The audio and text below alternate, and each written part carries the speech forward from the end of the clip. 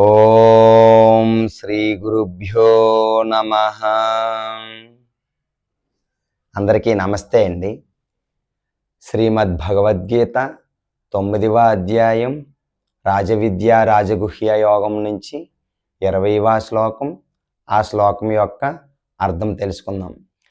త్రైవిద్యా మాం సోమపాపోత పాపా యజ్ఞైరిష్ట్వా స్వర్గతిం పార్థయంతే తే పుణ్యమాసాద్య సురేంద్రలోకం అస్నంతి దివ్యాన్ దివి దేవ భోగాన్.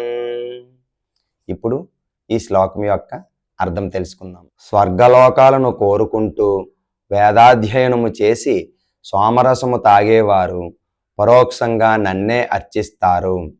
పాపాలు తొలగి పునీతులై వారు పుణ్య ఇంద్రలోకంలో జన్మించి దేవభోగాలను అనుభవిస్తారు. విన్నారు కదండి ఈ శ్లోకం యొక్క అర్థం. రేపు మరొక శ్లోకంతో మళ్ళీ కలుసుకుందాం.